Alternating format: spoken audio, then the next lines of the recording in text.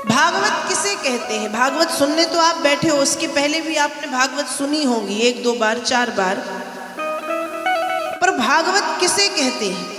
तो भा का मतलब है भागवत की कथा से भागवत की कथा सुनने से भक्ति का प्रादुर्भाव हो जाता है, भक्ति जाग जाती है। गा का मतलब है भागवत की कथा सुनने से ज्ञान होता है।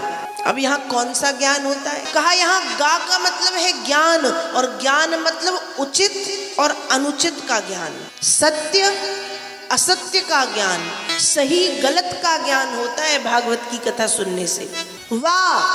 वाह का मतलब है वैराग्य की प्राप्ति होती है भागवत की कथा सुनने से। अब यहाँ वैराग्य का मतलब ये नहीं कि हम जटाजूटधारी संत बन जाएं, यहाँ वैराग्य का मतलब है कि संसार से विरक्ति और भगवान कृष्ण के चरणों का अनुरागी, कृष्ण चरणानुरागी, कृष्ण के चरणों का प्रेमी बना देती है ये भागवत।